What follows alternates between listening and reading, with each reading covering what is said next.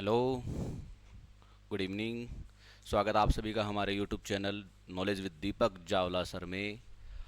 मैं वेद प्रकाश सैनी और केमिस्ट्री की अपनी क्लासेस चल रही थी, जिसमें हम डिस्कस कर चुके हैं तत्व और उनसे जुड़े हुए कुछ तथ्यों के बारे में। ठीक है, कुछ तत्व और उनके तथ्य मैंने आपको करवा दिए थे, बचे हुए मैं आज आपको करवाने वाला हूँ। तो देखिए,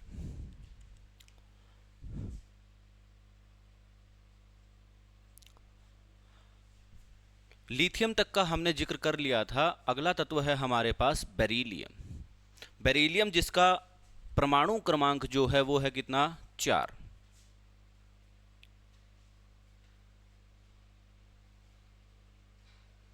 बेरिलियम तत्व का नाम, परमाणु क्रमांक है इसका 4। प्रोटॉनों की संख्या कितनी है इसमें,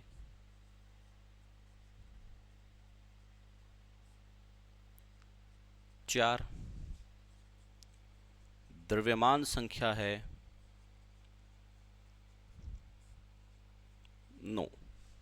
अब देखिए, सभी तत्वों के आपको ये परमाणु क्रमांक, प्रोटॉनों की संख्या या द्रव्यमान संख्या याद करने की कोई ज़्यादा आवश्यकता है नहीं। इनसे जुड़े हुए कुछ जो एक एक दो दो पॉइंट हैं वो मैं आपको यहाँ बता देता हूँ, जो एग्जाम की दृष्टि से इंपॉर्टेंट हैं। ठीक है, तो बेरिलियम वो एलिमेंट है, वो तत्व है जिससे क्या हुई थी, न्यूट्रॉन की डिस्कवरी। तो क्या लिखेंगे हम, न्यूट्रॉन की खोज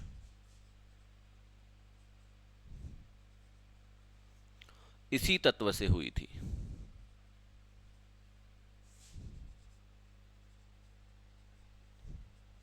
और न्यूट्रॉन की खोज की किसने थी, खोजकर्ता कौन थे,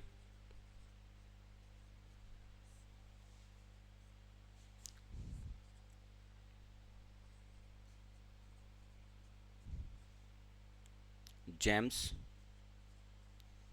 चैडविक। ठीक है जी, न्यूट्रॉन की खोज हुई थी बेरिलियम तत्व से, और इसके जो खोजकर्ता हैं वो कौन हैं, जेम्स चैडविक।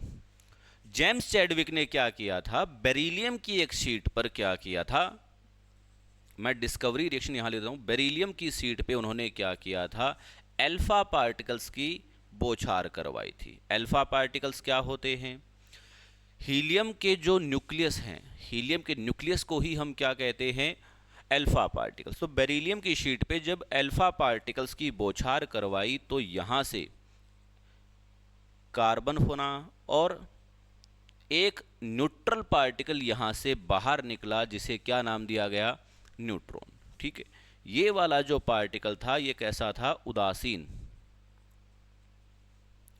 और इसका मास कितना था, यानी द्रव्यमान कितना था इसका, द्रव्यमान था इसका प्रोटॉन के बराबर, प्रोटॉन के द्रव्यमान के समान। कितना है, 1.67 इंटू 10 की पावर -24 ग्राम। ठीक है, स्लाइटली थोड़ा सा ज़्यादा था, 1.68 समथिंग था।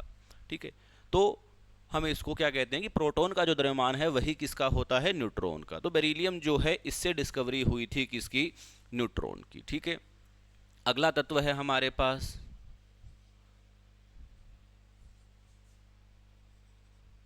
बोरॉन। प्रतीक चिन्ह क्या है, बी। बोरोन, बोरोन से जो है वो बोरिक एसिड बनाया जाता है। बोरोन से क्या बनाया जाता है, बोरिक एसिड बनाया जाता है। इससे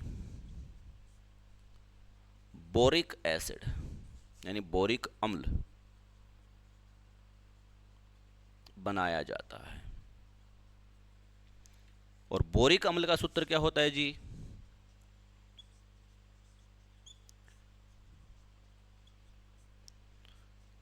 H3BO3। ये है बोरिक अम्ल का सूत्र। और ये बोरिक अम्ल जो है इसका उपयोग कहाँ किया जाता है, इसका उपयोग बहुत ज़्यादा महत्वपूर्ण है। देखिए, इसके उपयोग कहाँ होते हैं बोरिक अम्ल के, बोरिक अम्ल का जो उपयोग है वो कहाँ होता है? आँखों को धोने में, ठीक है। और कहाँ होता है?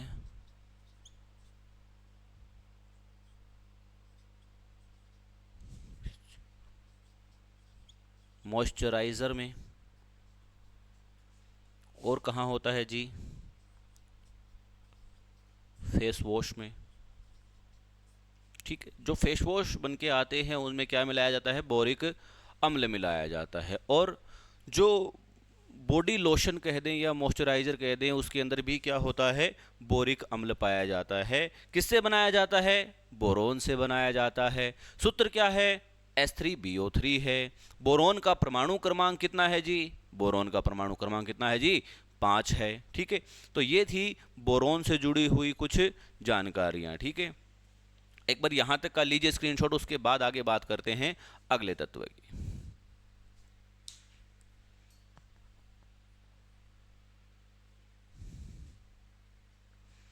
हाँ जी,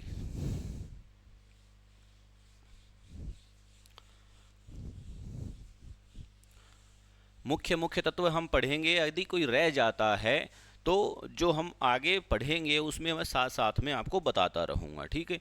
अगला तत्व है हमारे पास 6 नंबर पे कार्बन। प्रतीक चिन्ह है इसका क्या? C। परमाणु क्रमांक 6 है और परमाणु भार कितना है? 12, ठीक है जी। कार्बन जो है इसके 3 समस्थानिक,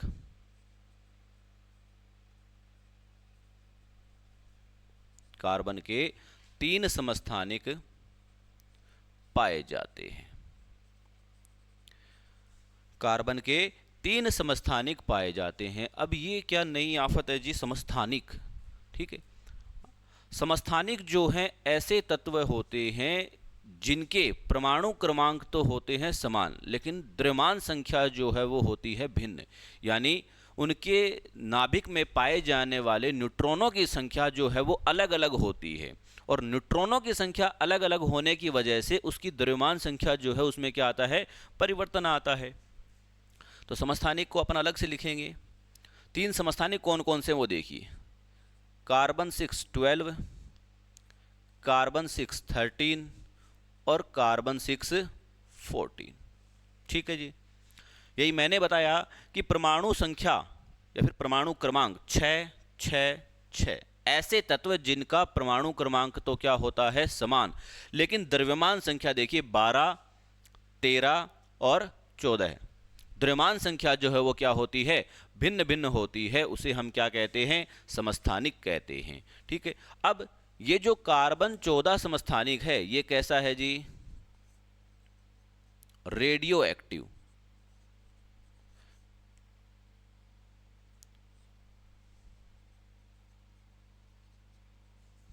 तो एक नंबर में हमसे पूछे कि कार्बन का वह कौन सा समस्थानिक है जो रेडियोधर्मी है, रेडियो एक्टिव है?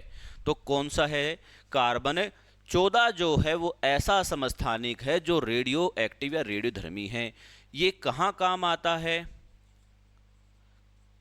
कार्बन डेटिंग पद्धति में। कहाँ काम आता है जी? कार्बन डेटिंग पद्धति में जो है कार्बन 14 काम में लिया जाता है। अब ये कार्बन डेटिंग पद्धति क्या है कि कोई भी जो ऑर्गेनिक मैटर है, कोई भी जो आपके पास ऑर्गेनिक मैटर है वो कितना पुराना है उसका पता लगाने की विधि जो है वो कौन सी है? कार्बन डेटिंग है। ये जो कार्बन 14 आइसोटोप है इसका अर्ध आयु काल कितना होता है? 5720 साल, ठीक है जी। कार्बन 14 जो है इसका अर्ध आयु काल कितना होता है? 5720 साल या 5730 साल। इनमें से एक है। ज्यादा चांस मिलेंगे किसके? 5730 साल के, ठीक है। तो आप 5730 साल जो है इसका क्या है? अर्ध आयु काल है। उसके बाद ये दोनों जो हैं, ये वाला जो समस्थानिक है कार्बन 12, ये सबसे ज़्यादा पाया जाता है, सबसे ज़्यादा मात्रा में पाया जाता है। लगभग 98.97% के आसपास जो है वो कौन सा समस्थानिक पाया जाता है कार्बन का? कार्बन 12।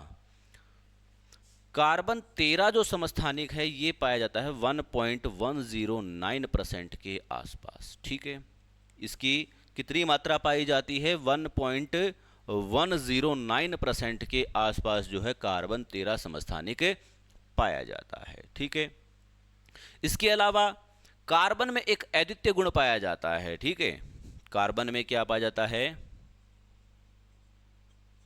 कार्बन में श्रृंखलन का अद्वितीय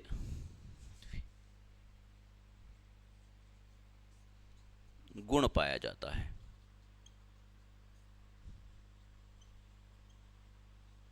ठीक है जी, कार्बन में श्रृंखलन का अद्वितीय गुण पाया जाता है, और या फिर यह कहूं कि कार्बन में सर्वाधिक पाया जाता है।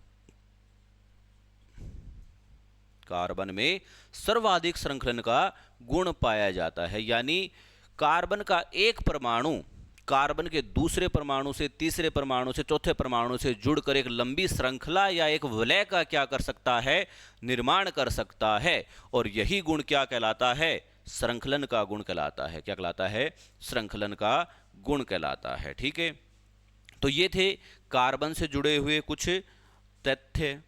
अब एक दो पॉइंट और हैं जो कार्बन के अंदर के ही हैं, यानी कार्बन के रासायनिक गुणधर्मों से हैं।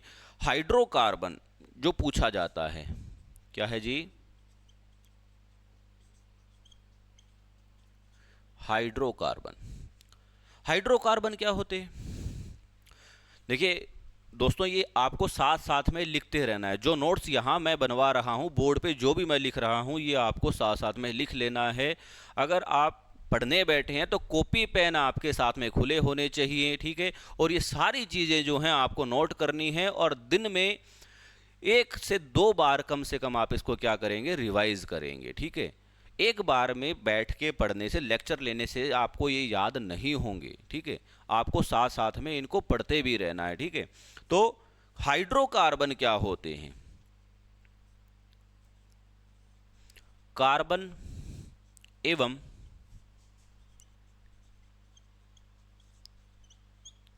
हाइड्रोजन के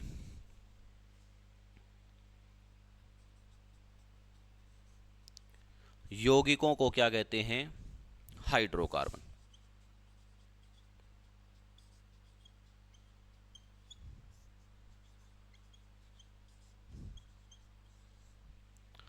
ठीक है जी, हाइड्रोकार्बन किसे कहेंगे? कार्बन और हाइड्रोजन के जो यौगिक हैं उन्हीं को क्या कहा जाता है? हाइड्रोकार्बन कहा जाता है। और हाइड्रोकार्बन जो हैं ये कितने प्रकार के, फिर इनको कितनी श्रेणियों में रखा गया है? तो हाइड्रोकार्बन की जो श्रेणियां हैं वो मैं यहां लिख रहा हूं। एक है आपके पास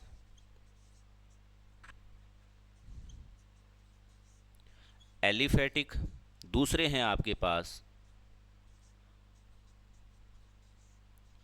एरोमेटिक। यानी कि एलिफेटिक और एरोमेटिक हाइड्रोकार्बन्स के दो श्रेणियां हैं हाइड्रोकार्बन की, एलिफेटिक और एरोमेटिक। एलिफेटिक वो हाइड्रोकार्बन है जो एक लंबी श्रृंखला के अंदर पाए जाते हैं। ठीक है, जबकि एरोमेटिक या फिर इन्हें वलय हाइड्रोकार्बन भी कहते हैं। ये जो हाइड्रोकार्बन हैं ये मुख्यतः जो है एक रिंग के रूप में पाए जाते हैं, एक रिंग लाइक स्ट्रक्चर यहां पर पाई जाती है। और एरोमेटिक होने के साथ साथ में इसमें कुछ और भी प्रॉपर्टीज होती हैं जिनकी वजह से हम इनको एरोमेटिक कहेंगे, वरना वलय तो जो है वो बिना एरोमेटिक के भी बन सकती है। ठीक है, तो मुख्यतः दो ही प्रकार पूछते हैं, कौन से? एलिफेटिक और एरोमेटिक हाइड्रोकार्बन। ठीक है, तो ये जब हम कार्बन के रासायनिक गुणधर्मों के बारे में पढ़ेंगे तो मैं विस्तार पूर्वक आपको इनके बारे में बताऊंगा। ठीक है, तो जो अभी तक चल रहा है इसको साथ साथ में नोट करते रहिए। ठीक है, ले लीजिए यहां तक का स्क्रीनशॉट।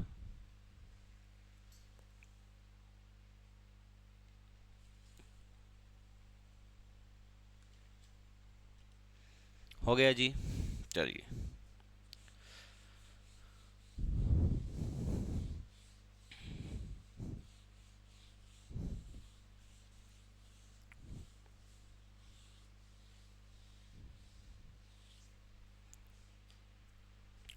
अगला तत्व है 7 नंबर हमारे पास नाइट्रोजन। ठीक है, नाइट्रोजन का प्रतीक चिन्ह है N2, सॉरी N, प्रतीक चिन्ह क्या है N। नाइट्रोजन गैस जो है ये कितनी है वायुमंडल में, सभी को पता है 78%। ठीक है, हम बचपन से पढ़ते आए बेटा ये बात तो, कि नाइट्रोजन जो है उसका वायुमंडल में कितना अमाउंट है 78, और ऑक्सीजन का कितना है जी, ऑक्सीजन गैस कितनी है 21%। कितनी है 21%। ठीक है, तो ये क्या चेंज नहीं हुआ कभी, बचपन से पढ़ते हैं 78, आज भी 78 ही है क्या जी? बिल्कुल, ये 78 ही है और 78 ही रहेगा। क्यों? क्योंकि द्रव्यमान संरक्षण का नियम क्या कहता है, द्रव्यमान संरक्षण का जो नियम है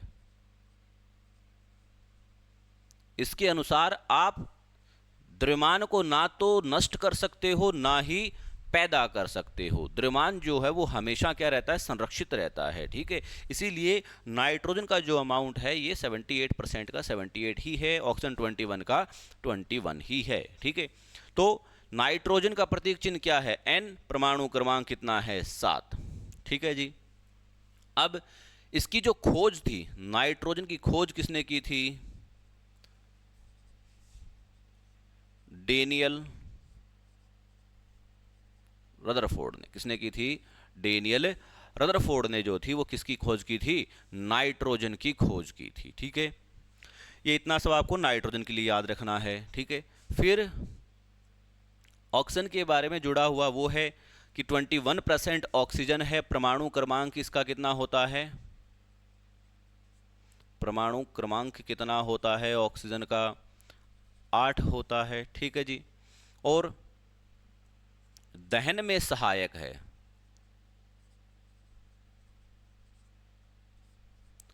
जलाने के लिए कौन सी गैस उपयोगी है भाई, जलने के लिए कौन सी गैस सहायक होती है, ऑक्सीजन गैस है। ठीक है, इसके अलावा श्वसन में भी हम कौन सी गैस ग्रहण करते हैं, ऑक्सीजन गैस जो है वो श्वसन में ग्रहण की जाती है। ठीक है, हमारे शरीर के अंदर ग्लूकोज का जो पाचन होता है, ठीक है, ग्लूकोज का जो डीकम्पोजिशन होता है, उसका जो अपघटन होता है वो किसकी वजह से होता है, ऑक्सीजन गैस की वजह से होता है। और जब ग्लूकोज का अपघटन होता है तो वहां से कार्बन डाइऑक्साइड गैस, एटीपी और जल बनता है। ठीक है, तो कार्बन डाइऑक्साइड गैस जो है वो हम श्वसन के द्वारा क्या करते हैं, बाहर निकाल देते हैं।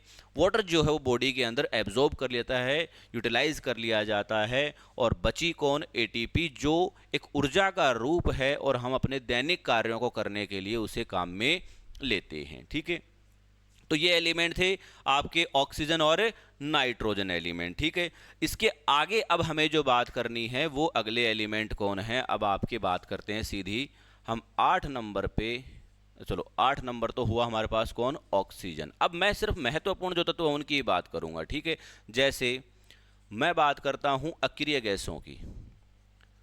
अक्रिय गैसें क्या होती हैं, अक्रिय गैसें जिसे हम इंग्लिश में कहते हैं नोबल मेटल, नोबल गैसेस। क्या कहते हैं, नोबल गैसेस।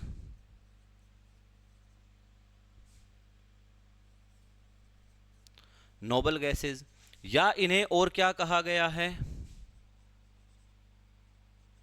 उत्कृष्ट गैसें, उत्कृष्ट गैस कहा गया है इनको, या इन्हें और क्या नाम दिया गया है, नोबल गैसेज हो गया, उत्कृष्ट गैसें हो गया। ठीक है, और अक्रिय गैसें हमने कह दिया। ठीक है, तो ये इनको नाम दिए गए। कौन कौन है ये, अच्छा, शून्य ग्रुप में इनको रखा गया। कहाँ रखा गया है, शून्य ग्रुप में रखा गया है। आवर्त सारणी के अंदर इन्हें शून्य ग्रुप में रखा गया है, या फिर हम ये कह दें कि इन्हें कहाँ रखा गया है, ग्रुप 18 तत्व, इन्हें क्या कहा जाता है? ग्रुप 18 के तत्व भी कहा जाता है। कौन कौन है आपके पास? Helium, neon, argon, krypton, xenon और रेडॉन। ये हमारे पास क्या हैं? अकीरिय गैसें हैं। 3 और 3 6 हमारे पास क्या हैं? अकीरिय गैसें हैं। ठीक है, अब इसके आगे ये देखो, ऐसी गैसेज हैं जिनका बाहरी कोश जो है, बाहरी कोश जो है वो क्या है? पूर्णतः भरा हुआ है। इनके बाहरी कोश में इलेक्ट्रॉन जो हैं वो कितने होते हैं? 8 होते हैं। इनका बाहरी कोश जो है वो पूरे रूप से क्या होता है? भरा होता है, और ये स्थायी हैं, ये दूसरों के साथ अभिक्रिया नहीं करना चाहती। ठीक है, हालांकि अब क्रिप्टॉन के और जिनोन के कुछ यौगिक मिले हैं, क्रिप्टॉन और जिनोन के कुछ यौगिक मिले हैं। ठीक है, लेकिन इन सबको कहाँ रखा गया है? अकीरिय गैसों की श्रेणी में, उत्कृष्ट गैसों की श्रेणी में रखा गया है, और इन्हें ग्रुप 18 के तत्व भी कहा जाता है। ठीक है, कौन कौन से हैं? Helium, neon, argon, krypton, xenon और रेडॉन। ठीक है, अब इससे आगे हम जो हैं कुछ और तत्वों की बात करते हैं, तब तक आप यहां तक का ले लीजिए स्क्रीनशॉट।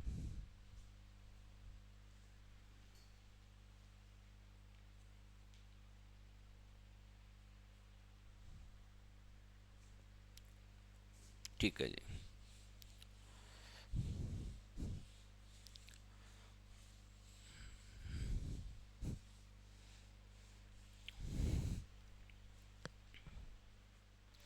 अब हम बात करते हैं किसकी?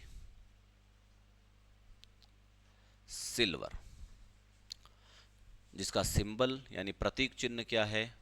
Ag, और हम इसे क्या कहते हैं? चांदी।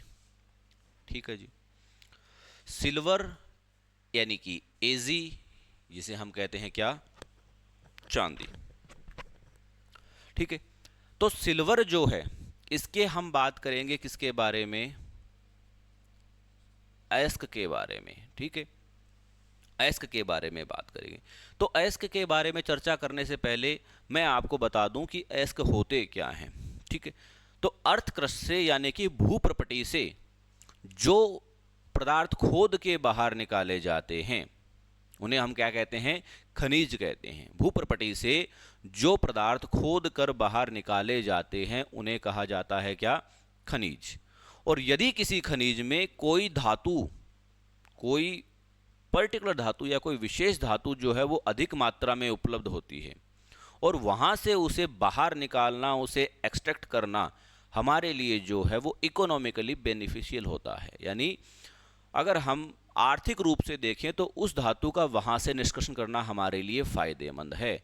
तो उस खनिज को, उस धातु का कहा जाता है क्या? अयस्क। दोबारा सुनिएगा ध्यान से, यदि किसी खनिज में कोई विशेष धातु अधिक मात्रा में उपलब्ध होती है तो उस धातु का निष्कर्षण वहां से हमारे लिए क्या होता है? आर्थिक रूप से फायदेमंद होता है। ठीक है, ऐसे खनिजों को, उन धातुओं का क्या कहा जाता है? अयस्क कहा जाता है। ठीक है, तो हमें बात करनी है क्या? किसके बारे में? सिल्वर के अयस्क के बारे में। ठीक है, तो पहला जो अयस्क है इसका वो कौन सा है? अर्जेंटाइट। सिल्वर का पहला जो अयस्क है वो कौन है? अर्जेंटाइट। ठीक है, और अर्जेंटाइट का जो सूत्र होता है वो होता है क्या? Ag2S। ठीक है जी, इसी का और नाम क्या है? Silver glance. इसे सिल्वर ग्लांस भी कहा जाता है। ठीक है, यहां से क्वेश्चन सीधे आते हैं। आपसे पूछा जाएगा कि सिल्वर ग्लांस जो है वो किस धातु का अयस्क है? तो कौन है? सिल्वर है। ठीक है, लेकिन अर्जेंटाइट पूछ, देखो यहां तो सिल्वर है लिखा हुआ, आप पकड़ जाओगे बात को। ठीक है, कि सिल्वर है तो सिल्वर का ही मिलेगा। लेकिन अगर अर्जेंटाइट नाम से पूछ ले तो कि अर्जेंटाइट जो है वो किसका अयस्क है? तो किसका अयस्क है अर्जेंटाइट? सिल्वर का अयस्क है। ठीक है, और इसका सूत्र पूछे तो क्या होगा?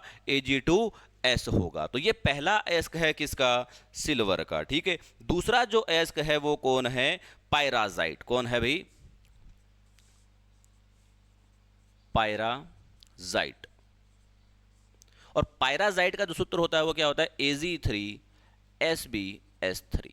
ठीक है, नहीं यहां पर जो आपका पहला अयस्क था अर्जेंटाइट, इसमें अशुद्धि के रूप में कौन प्रेजेंट था? सल्फाइड। यानी ये एक प्रकार का क्या है? सल्फाइड अयस्क। क्या है? सल्फाइड अयस्क। ये देखिए यहां जो अशुद्धि के रूप में है वो कौन है? सल्फाइड है। ठीक है, इसी प्रकार से पायराजाइट के अंदर अशुद्धि के रूप में कौन है? एक तो आपके पास Sb है और दूसरा कौन है? सल्फर है। ठीक है, तीसरा जो इसका अयस्क आता है वो कौन है? Lunar caustic. लुनार कास्टिक, ये इंपॉर्टेंट है, इसके बारे में पूछा जाता है। सूत्र क्या है इसका? AgNO3। क्या है जी? AgNO3। ये भी पूछ सकता है हमसे घुमा के कि सिल्वर नाइट्रेट,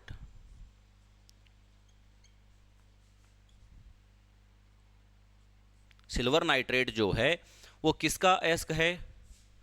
सिल्वर का, यानी चांदी का। ठीक है, या लुनार कास्टिक बोले तो किसका है? सिल्वर का। सूत्र क्या है? AgNO3। क्या है जी? AgNO3 जो है सिल्वर का क्या है? अयस्क है। अब इससे जुड़े हुए कुछ यौगिक हैं, यहां लिख देता हूं मैं। यौगिक कौन कौन है सिल्वर के?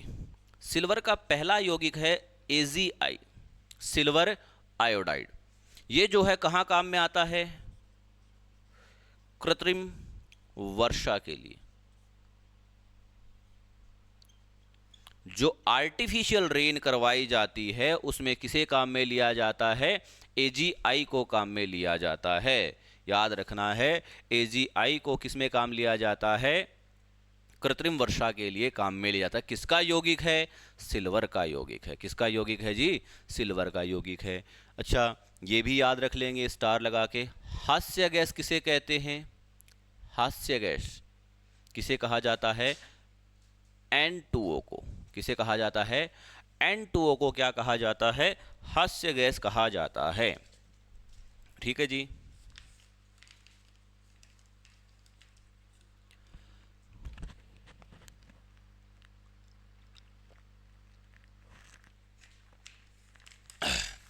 यहां तक ये बात हमने कर ली कि हास्य गैस किसे कहा जाता है? N2O को जो है हास्य गैस कहा जाता है। ठीक है, अगला जो आपके पास यौगिक है वो कौन है? AgCl। कौन है जी? AgCl है सिल्वर का एक यौगिक है, जिसे हम क्या कहते हैं? हॉर्न सिल्वर भी कहते हैं। क्या कहते हैं? Horn silver. हॉर्न सिल्वर इसे कहा जाता है। ठीक है, अगला यौगिक है हमारे पास AgBr, सिल्वर ब्रोमाइड जिसे कहा जाता है। क्या कहा जाता है? सिल्वर ब्रोमाइड कहा जाता है। और ये जो सिल्वर ब्रोमाइड है इसका उपयोग कहाँ किया जाता है? फोटोग्राफी में। कहाँ किया जाता है? फोटोग्राफी में इसका उपयोग किया जाता है। AgCl है यानी सिल्वर क्लोराइड है, AgBr है, ये दोनों ऐसे यौगिक हैं यदि इनको सनलाइट में रख दिया जाए, सूर्य के प्रकाश में रख दिया जाए, तो ये दोनों जो हैं अपघटित होके यहाँ से क्या करते हैं? सिल्वर बनाते हैं। और ये जो सिल्वर है ये ग्रे रंग का आपको दिखाई देता है, जिसका यूज़ हम कहाँ करते हैं? ब्लैक एंड वाइट फोटोग्राफी में करते हैं। कहाँ करते हैं जी? ब्लैक एंड वाइट फोटोग्राफी में इनका उपयोग किया जाता है। ठीक है, तो ये थे सिल्वर से जुड़े हुए कुछ तथ्य। ठीक है, अच्छा, अगर भारत में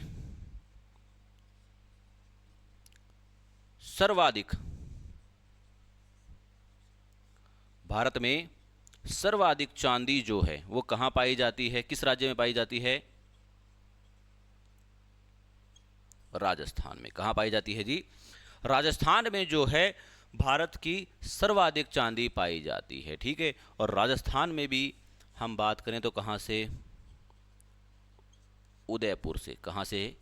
उदयपुर से। उदयपुर में जावर की खाने हैं जहाँ से सर्वाधिक चांदी निकाली जाती है। रामपुरा अंगूचा है, वहाँ से निकाली जाती है। राजपुरा से निकाली जाती है। ठीक है, तो भारत में सर्वाधिक चांदी यानी भारत को सर्वाधिक चांदी प्रदान करने वाला राज्य कौन है अगर पूछा जाए तो कौन है? राजस्थान है। जीके का प्रश्न है, दीपक सर को बताना था, मैं बता रहा हूं, ठीक है। तो भारत में सर्वाधिक जो है चांदी कहां से निकाली जाती है? राजस्थान से निकाली जाती है। और राजस्थान में भी अगर पूछा जाए तो कहां से निकाली जाती है?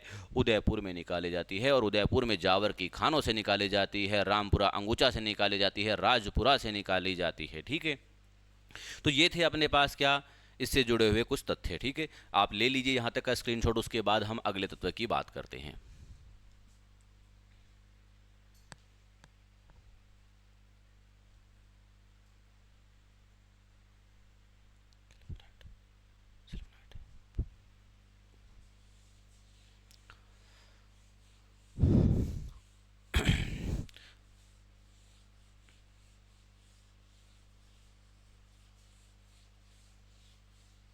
चलिए जी, अच्छा एक और है जर्मन सिल्वर। कौन है जी? German silver. जर्मन सिल्वर जो है ये क्या है? एक प्रकार की मिश्र धातु है। क्या है? मिश्र धातु। जर्मन सिल्वर जो है ये क्या है? एक प्रकार की मिश्र धातु है, ठीक है, यानी अलॉय है, ठीक है। ये एक प्रकार की क्या है? अलॉय है। यानी दो या दो से अधिक धातुओं को यदि हम सहमांगी मिश्रण बनाए उनका, ठीक है, अगर दो या दो से अधिक धातुओं का सहमांगी मिश्रण बनाया जाए तो उस बनने वाले धातु को क्या कहा जाता है? मिश्र धातु कहा जाता है, ठीक है। उन्हीं में से एक कौन है? German silver. कौन है? German silver. अब देख के ये लगता है कि जर्मन सिल्वर जो है इसमें पक्का कौन सी धातु होगी? सिल्वर धातु तो मिलेगी, क्योंकि सर नाम में ही क्या आ रहा है? सिल्वर आ रहा है। ना ना, ऐसा नहीं है। अगर नाम में सिल्वर आ रहा है इसका मतलब ये नहीं है कि इसके अंदर सिल्वर मिलेगा। तो इसके अंदर जो मिलते हैं वो कौन कौन है भाई? Zinc plus copper. कौन कौन है? जिंक प्लस कॉपर धातु जो है इसके अंदर मिलाई जाती हैं, ठीक है। और इसके अलावा इसमें एक और धातु होती है, वो कौन सी है? निकिल, ठीक है। ये वही निकिल धातु है जो चॉकलेट के अंदर पाई जाती है और जिससे जो है दांत जो है वो खराब होते हैं, ठीक है। मम्मी कहती है बेटा चॉकलेट नहीं खानी है, दांत खराब हो जाए, दांतों में कीड़ा लग जाएगा, ठीक है। लेकिन मम्मी ये नहीं बताती है कि चॉकलेट के अंदर कौन सी धातु पाई जाती है? निकिल धातु पाई जाती है, ठीक है। तो अब मुन्ना बड़ा हो गया है, चॉकलेट नहीं खाएगा, ठीक है। तो जर्मन सिल्वर जो है इसके अंदर जिंक, कॉपर और निकिल धातु होती है। जिंक धातु जो है ये 20% होती है। कॉपर जो है ये भी कितनी होती है? 20%। बच कौन गई? निकिल। कितनी होती है भाई? 60% धातु कौन सी होती है? निकिल होती है। तो आप देख पा रहे हैं कि जर्मन सिल्वर का जो संगठन है यानी जिससे वो मिलके बनी है उसमें कहीं भी सिल्वर धातु को यानी चांदी को नहीं मिलाया गया है, ठीक है। तो नाम पे नहीं जाना है, ठीक है, नाम पे नहीं जाना है। जिसका नाम है ज्ञान सागर उसको कुछ नहीं आता, ठीक है। विद्या सागर उसको भी विद्या का कुछ भी नहीं आता, ठीक है। तो नाम पे नहीं जाते, ठीक। तो जर्मन सिल्वर का आपको ये संगठन याद होना चाहिए, ठीक है। इसके बाद हम अगले तत्व की बात करते हैं, वो हमारे पास है कौन है? गोल्ड, जिसका प्रतीक चिन्ह क्या है? AU, ठीक है। अच्छा एक और रह गया बेटा, जो एजी है, ठीक है। एजी को आप कह तो सिल्वर रहे हो और प्रतीक चिन्ह इसका क्या लिख रहे हो? एजी। क्या कह रहे हो? इसको एजी कह रहे हो। तो ऐसे कैसे? प्रतीक चिन्ह नाम से नहीं बनाया गया क्या? बिल्कुल इसके नाम से बनाया गया है, इसके लेटिन नाम से। इसका लेटिन नाम क्या है? अर्जेंटम। सिल्वर का लेटिन नाम जो है वो क्या है भाई? अर्जेंटम है। कौन है? अर्जेंटम है। ठीक इसी प्रकार से जो गोल्ड है आपके पास,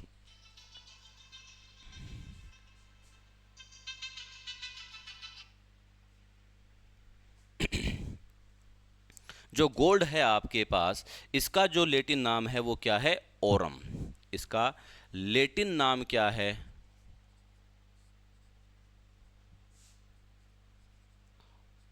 ओरम, ठीक है। और इस लेटिन नाम के बेस पे ही इसका क्या दिया गया है? प्रतीक चिन्ह दिया गया है। इसका जो गलनांक बिंदु है, गलनांक बिंदु जो है वो कितना होता है, 1064 डिग्री सेल्सियस। कितना होता है जी, 1064 डिग्री सेल्सियस होता है। और चांदी का कितना होता है जी गलनांक बिंदु, गलनांक बिंदु चांदी का कितना होता है, 961 से लेके 962 डिग्री सेल्सियस के बीच होता है। ठीक है, 961.8 समथिंग मिल जाएगा। ठीक है, समथिंग ऐसा होता है। तो 961 से 962 डिग्री सेल्सियस के बीच में क्या होता है, चांदी का गलनांक बिंदु। और गोल्ड यानी सोने का जो है वो कितना होता है, गलनांक बिंदु 1064 होता है। ठीक है, अब बात करते हैं किसकी, इसके अयस्क के बारे में। किसके बारे में, अयस्क के बारे में। और इसका पहला अयस्क कौन है, कैल्वेराइट। कौन है, कैल्वेराइट। इसके थोड़े अजीब से ही हैं गोल्ड के जो आपके पास क्या हैं, अयस्क जो हैं, इनके नाम बड़े अजीब से हैं। पहला है कौन, कैल्वेराइट। दूसरा जो है वो कौन है, सिल्वेनाइट। कौन है जी, सिल्वेनाइट। दूसरा कौन है, ये ऐसे कंफ्यूज करने वाले हैं, कैल्विनाइट, सिल्वेनाइट, मैग्नेटाइट। ठीक है, ये अयस्क जो हैं इनके नाम जो हैं इसी प्रकार से कंफ्यूज करने वाले हैं। ठीक है, और पेट्जाइट तीसरा कौन सा है, पेट्जाइट। गोल्ड के ज़्यादा इंपॉर्टेंट भी नहीं है। ठीक है, पेट्जाइट ये इनके हैं। ठीक है, अच्छा, गोल्ड से जुड़ी हुई जो इंपॉर्टेंट बात है वो मैं आपको एक तो पीछे बता चुका हूँ कि ये सबसे ज़्यादा तन्मय धातु है।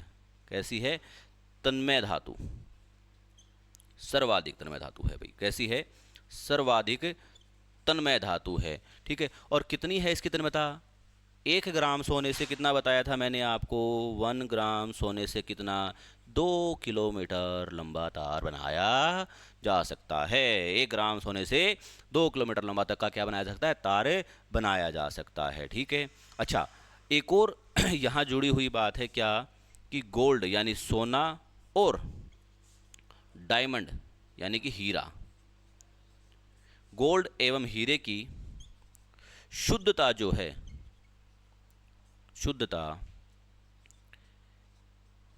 कैरेट से दर्शाई जाती है। ठीक है, इनकी जो शुद्धता है वो किस दर्शाई जाती है भाई, कैरेट से दर्शाई जाती है। और 1 कैरेट बराबर होता है किसके, किसके किसके, 200 मिलीग्राम के। किसके बराबर होता है, 200 मिलीग्राम के बराबर होता है, या फिर कह दूं 0.2 ग्राम के बराबर होता है।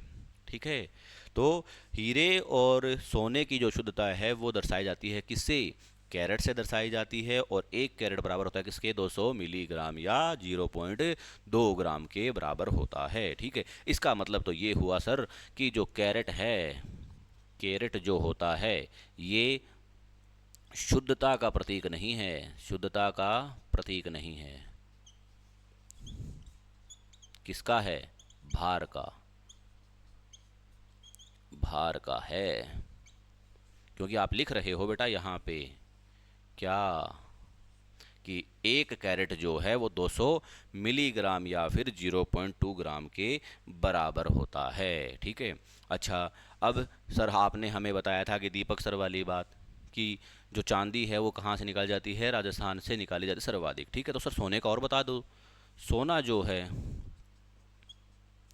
वो भारत में तो कहाँ से निकाला जाता है, कर्नाटक से। कहाँ से निकाला जाता है, कर्नाटक से। भारत में सर्वाधिक कहाँ मिलता है, यहाँ तक का विजिबल है ना, हाँ हाँ हाँ है। भारत में सर्वाधिक सोना कहाँ से निकाला जाता है, कर्नाटक से निकाला जाता है। ठीक है, और राजस्थान में कहाँ से निकाला जाता है, बांसवाड़ा से। कहाँ से, बांसवाड़ा से। ठीक है, तो 222 मैट्रिक टन के लमसम सोना निकाले जाने का अनुमान है कहाँ से, बांसवाड़ा से। ठीक है, और बांसवाड़ा का भी कौन सा है, भूकिया जगपुरा। भूकिया जगपुरा, बांसवाड़ा का भी कौन सा स्थान भाई, भूकिया जगपुरा। यहाँ से कितना सोना निकाले जाने की अनुमान है भाई, भूकिया एवं जगपुरा। यहाँ से 222 मैट्रिक टन सोना जो है वो निकाले जाने का अनुमान है। ठीक है, यहाँ तक कोई समस्या। तो ये सब बातें आपको क्या रखनी है, याद रखनी है, ठीक है। ये तो ये गोल्ड से जुड़े हुए कुछ क्या थे आपके पास तत्व थे, ठीक है। अच्छा, गोल्ड जो है, सोना जो है, एक प्रकार की क्या है, नोबल मेटल, क्या है, नोबल मेटल है, नोबल धातु है, या फिर कह दूं अकिरीय धातु है। कैसी धातु है, अकिरीय धातु है, ठीक है। ये जल्दी किसी के साथ अभिक्रिया नहीं करती, पानी के साथ अभिक्रिया नहीं करती है, ठीक है। तो ये हमारे पास थे गोल्ड से जुड़े हुए कुछ महत्वपूर्ण तथ्य, ठीक है। कुछ और रह गए होंगे तो वो अपन आगे जो है वो क्या कर लेंगे, विचार विमर्श कर लेंगे उनके ऊपर, ठीक है। तो यहाँ तक की बातें आपको याद होनी चाहिए। अगली क्लास में मैं आपको बताऊँगा कि ये जो कैरेट है, ठीक है, ये जो उसकी शुद्धता दिखाई जाती है ये किस प्रकार से है, ठीक है। आपने सुना होगा सोना जो है वो 22 कैरेट, 24 कैरेट या 18 कैरेट, 14 कैरेट प्रकार का सोना होता है। कौन सा ज़्यादा शुद्ध है, कौन सा अशुद्ध है, ये कैसे पता लगता है, ठीक है। तो अगर ये वाला रफ कर दूं, फिर उसके बाद मैं आपको चलो यही समझाता हूँ, सोने से संबंधित अगली क्लास में कुछ अपन नया करेंगे। जो 24 कैरेट सोना है वो कैसा है, शुद्ध सोना कहते हैं इसे। कैसा कहते हैं, शुद्ध सोना कहते हैं। कितना होता है, 99.99% इसके अंदर क्या है, सोना है, ठीक है। तो ये जो सोना है 24 कैरेट सोना, ये कैसा होता है, मुलायम। कैसा होता है जी, मुलायम होता है, मुलायम होता है। और मुलायम होता है तो इससे आभूषण नहीं बनाए जा सकते।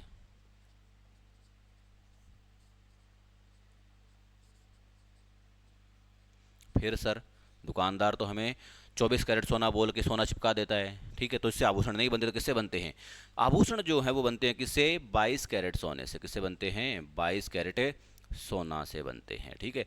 22 कैरेट सोना जो है इसके अंदर 22 भाग तो किसका है, सोने का, और 2 भाग क्या है इसमें, अशुद्धि। और वो कौन है, चांदी हो सकती है, या इसके अंदर क्या हो सकता है, चांदी या तांबा। यानी अशुद्धि के रूप में आपको साथ में क्या मिला के दिया जाता है, चांदी या तांबा मिलाकर दिया जाता है, ठीक है। फिर आता है जी आपके पास कौन सा, 18 कैरेट सोना, 18 कैरेट सोना, ठीक है। ये तीसरे प्रकार का सोना है हमारे पास, कौन सा, 18 कैरेट सोना। 18 कैरेट सोना जो है इसमें लगभग कितना, 75% तक कौन होता है, सोना। कितना, 75% तक सोना, यानी 25% इसमें क्या है, अशुद्धियाँ, चांदी या तांबा। जगह नहीं है भाई, जगह नहीं है। 22 कैरेट में लगभग कितना होता है, 92% तक कौन होता है, सोना। बचा हुआ 8% कौन होगा, आपका तांबा या चांदी हो सकती है, ठीक है। तो ये थे सोने से जुड़े हुए कुछ महत्वपूर्ण तत्व, ठीक, तथ्य। अगली कक्षा में हम बात करेंगे इससे आगे के कुछ और इम्पोर्टेंट एलिमेंट्स जो हैं। आगे वाले लेक्चर में मैं आपके जितने भी इम्पोर्टेंट एलिमेंट हैं, तत्व हैं और उनसे जुड़े हुए तथ्य हैं उनको ख़त्म कर देंगे। तो 3 क्लासेस जो हैं हमारी किसकी हो जाएंगी, तत्व और उनसे जुड़े हुए तथ्य के बारे में हो जाते हैं, ठीक है। तो यहाँ तक का आप जो है साथ साथ में पढ़ते रहिए, याद करते रहिए, ठीक है। और निश्चित रूप से आपको आपका जो गोल है वो अचीव होगा, ठीक है। मेहनत करते रहिए, हार नहीं माननी है, ठीक है। Okay, thank you so much.